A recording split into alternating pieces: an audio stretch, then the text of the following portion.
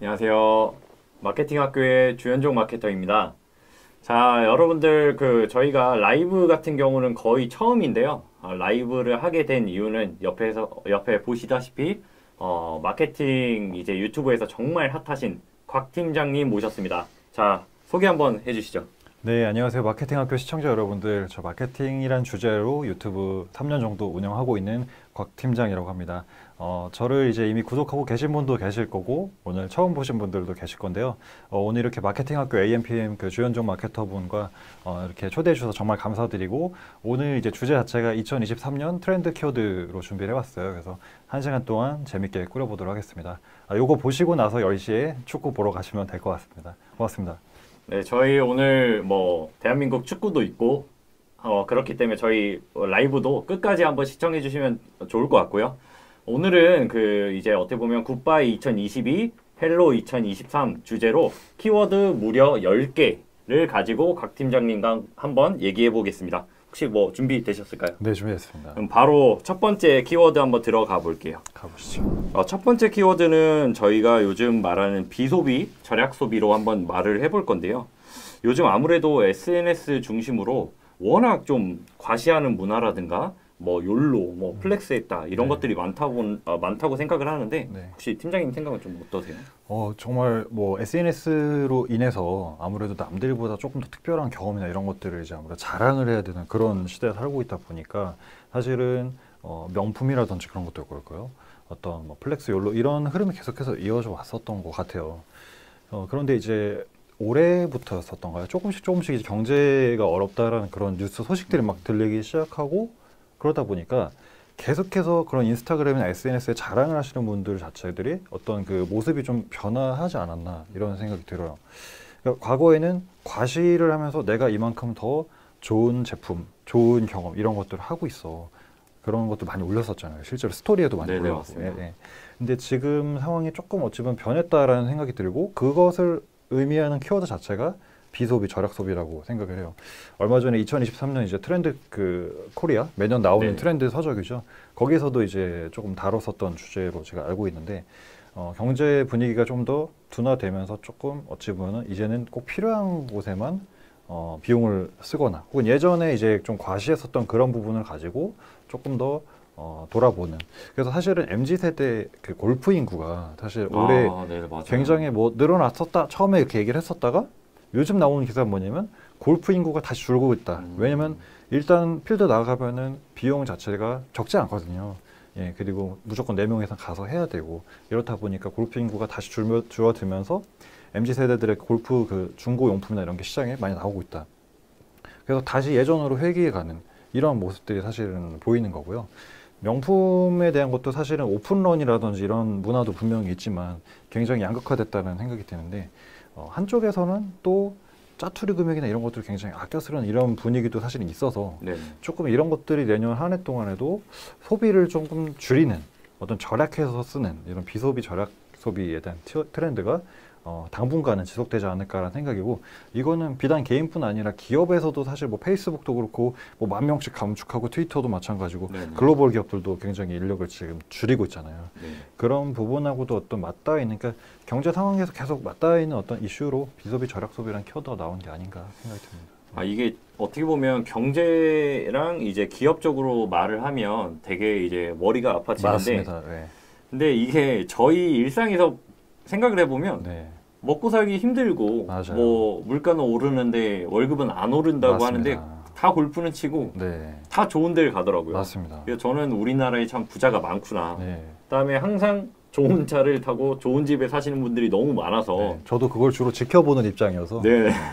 이게 부럽기도 그렇다 보니까 SNS의 폐해라는 말이 있고, 실제로 그런 분들이 나중에 이슈가 터져가지고 논란이 생기거나 특히 인플루언서 분들이 그런 게 많았잖아요. 네, 네. 그렇다 보니까 말씀하신 뭐 욜로, 플렉스 이런 게 다시 제자리를 가져가는 게 어떻게 보면 정상적인 일이 아닌가? 저는 개인적으로 좀 이렇게 되게 생각하고 좋은 있습니다. 말씀이신 것 같아요. 그래서 항상 트렌드라는 게 어느 한쪽으로 계속 치우쳐지는 것 같지만 결국엔 반대급부의 트렌드도 나오는 것이거든요. 네네. 그래서 항상 뭔가 우리가 이게 요즘 유행이래 확 휩쓸려 가기보다는 그게 진짜 내가 원하는 게 맞나? 약간 이렇게 좀 중심을 가질 필요도 있다라는 어떤 키워드인 것 같습니다. 네, 이게 진짜 어떻게 보면 좀 우리 일상 속에서 뭐 기업 뭐 이런 거 빼고 우리 일상 속에서는 어떻게 보면 정말 다시 돌아가야 되는 어떻게 보면 그런 키워드가 아닌가 싶고요. 네. 자, 첫 번째 이제 키워드는 이렇게 마무리하고 두 번째는 실용의 시대인데요.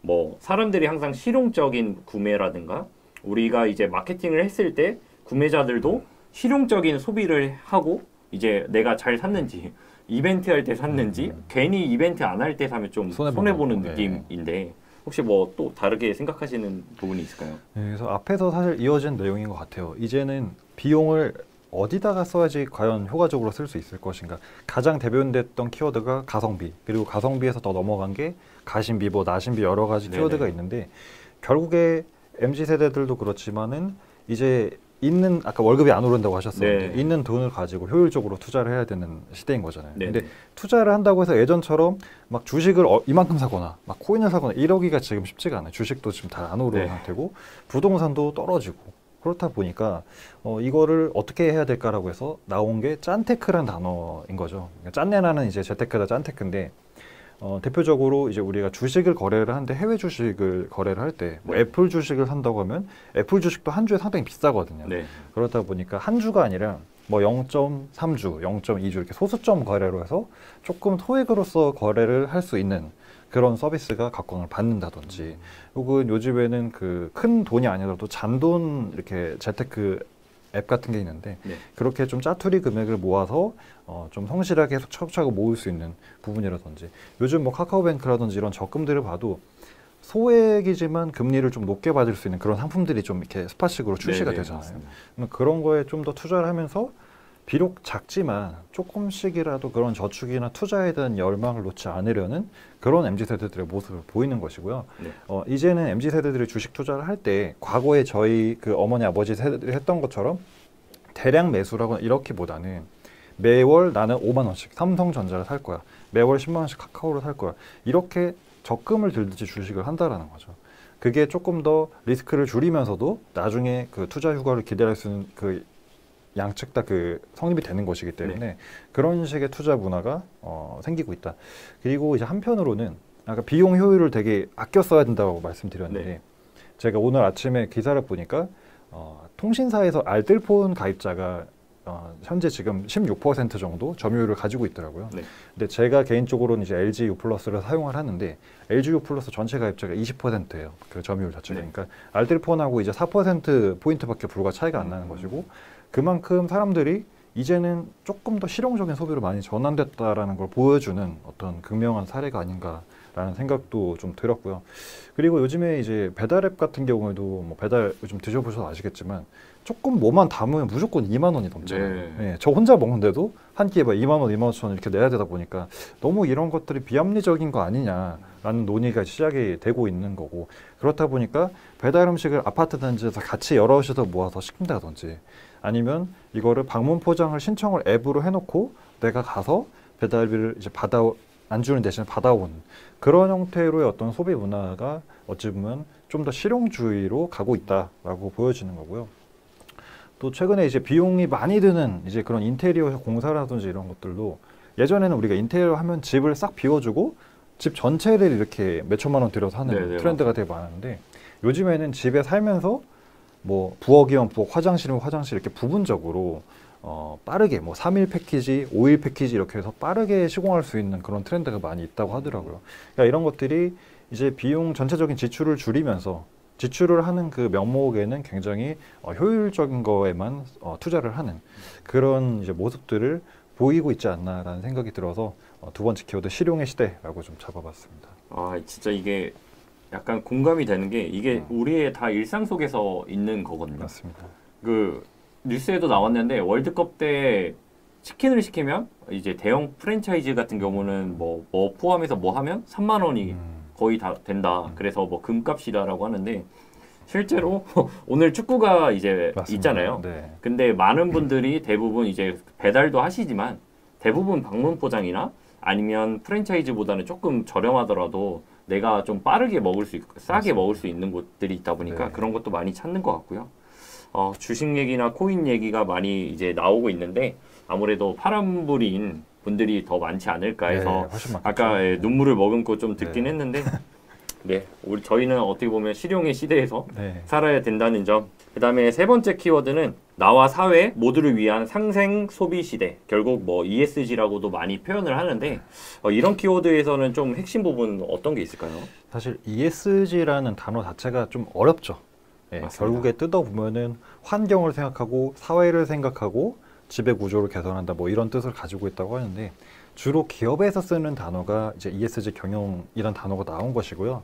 그것을 받아들이는 고객 입장에서도 사실은 ESG까지는 아니지만 상당히 가치 있는 소비를 하기를 원하는 문화로 가고 있다라고 생각이 들어요.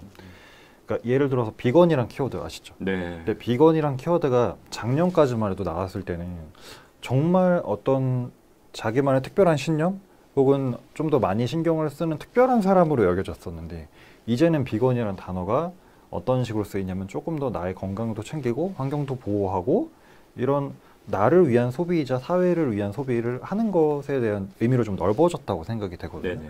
그러니까 사회만 좋다라고 하는 것도 아니고 나만 좋다라고 하는 것도 아니고 나와 사회를 모두 공존시킬 수 있는 그런 소비가 요즘 트렌드인 것 같아요. 네. 그래서 꼭 비건뿐만 아니라 요즘 뭐 식물성 뭐 고기라든지 이런 것들도 보면은 어찌 보면은 동물을 괴롭히지 않겠다라는 것도 있지만 내가 조금 더 건강한 식생활을 하고 싶다. 내가 좀 더 다이어트를 좀 효과적으로 하고 싶다. 이런 욕망도 사실 반영이 돼 있는 거거든요. 그래서 네네. 저는 이제 기업 입장에서는 이제 ESG인데 소비자나 대중 입장에서는 조금 그러한 니즈들이 좀 섞여 있다고 봅니다. 그래서 비건 뷰티라는 것도 사실은 비건 화장품이 물론 동물 실험이나 이런 걸 안 해서 좋아요라고 할 수 있지만 결국에는 그런 유해 성분이 자기한테 없기 때문에 받아들여질 수가 있는 것이고요. 그래서 제 생각에 요즘에 그 음식 중에서도 전부 요즘에 음료가 제로 칼로리로 바뀌었어요. 그렇죠. 예. 무조건이죠. 예, 이제는 뭔가 설탕이 들어가 있으면 약간 죄악시 될 정도로 예전에는 그 햄버거를 먹을 때 콜라를 시킬 때 난 제로 콜라 먹을래 이러면 되게 유별난 친구로 이제 네, 인식을 했는데 지금은 제로 콜라 시켜도 되게 자연스러운 문화인 거거든요.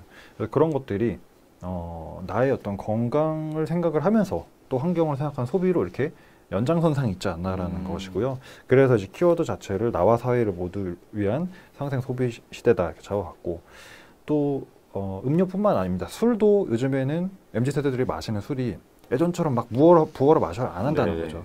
점점 도수가 내려가면서 다양한 어떤 저도수의 술이 형성이 되고 있고 또 음식 자체도 어찌 보면은 계속해서 저칼로리 자기 관리를 계속 하고 싶은 그런 상태인 거죠. 그러다 보니까 그렇게 상생 소비 문화는 내년에도 계속된 어떤 트렌드 키워드로 가지 않을까 생각이 드는 거고요.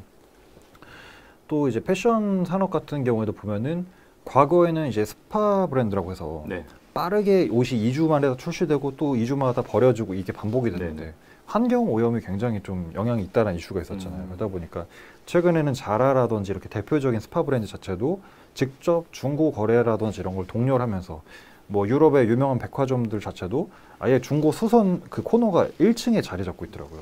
그런 식으로 이제 조금 더 환경을 생각하는 소비로 가고 있다. 그래서 이것은 기업에서 바라보는 관점, ESG적 관점, 그리고 소비자가 나를 위한 소비자, 또 사회나 환경을 생각하는 소비 이런 것들이 맞닿아 있다라는 생각이 들어서 아마 이런 가치 소비, 상생 소비는 올해뿐만 아니라 내년에도 메가 트렌드로서 계속 가지 않을까라는 생각으로 키워드를 좀 선정을 해봤습니다. 근데 이건 진짜 공감이 됐던 게 대부분 요즘은 다 제로. 맞습니다. 네, 무조건 네. 제로거든요. 네. 약간 이제는 느낌이 저희 팀원들이 이제 네. 아까 말씀 주신 햄버거 같은 걸 점심에 시키면 대부분 사람들이 나 이거 세트 시키면 대부분 콜라 음료가 포함되어 네, 있잖아요. 네. 옛날 같았으면 나는 무슨 음료 아니면 나는 뭐 제로 콜라 이렇게 말했을 텐데 지금은 알아서 그냥 제로 콜라로 그냥 디폴트가 된 느낌이 강해서 네, 네, 네. 이것도 정말 많이 저도 생각이 들었고 맞습니다. 그 비건 같은 경우가 이제 제가 기억하기로는 2020에서 2021년에 이제 뷰티 업종들이 되게 많이 늘어났어요. 제가 그때 맞아요. 한창 뷰티 업종들을 좀 많이 대행했었는데 네네네. 그때 트렌드가 약간 30 한 중반부터 40대 한 중반 여성까지 비건에 대한 되게 니즈가 높았었어요. 그렇다 보니까 저도 그 마케팅을 하면서 느꼈던 게 이게 사회적으로 좋아지는 것도 있지만 결국 내가 먼저거든요. 네네. 그러니까 내가 좋아야 사회도 좋은 거기 맞습니다. 때문에 네. 어떻게 보면 말씀해 주신 것처럼 ESG라는 거는 결국에는 기업 입장에서 하는 경영과 네. 정말 소비자는 네. 내가 일단 건강하고 네. 행복하고 이래야지 맞습니다. 결국 좋은 거다 보니까 이 키워드는 정말 좀 저도 설명을 하면서도 되게 공감하면서 들었던 키워드인 것 같습니다. 맞습니다. AMPM 글로벌을 더 알고 싶나요? 저희 AMPM 글로벌은 훌륭한 마케터님들과 언제나 광고주님들을 기다리고 있습니다. 정확한 데이터 분석은 물론 1:1 맞춤 컨설팅을 통해 광고주님의 사업 성공을 도와드리겠습니다. 네이버에서 AMPM 글로벌을 검색 또는 마케팅 인사이드를 통해서 수많은 정보를 확인하실 수 있습니다. 아래 링크 혹은 전화번호로 연락 주시면 친절한 상담 도와드리겠습니다. 디지털 온라인 광고는 언제나 AMPM 글로벌과 함께.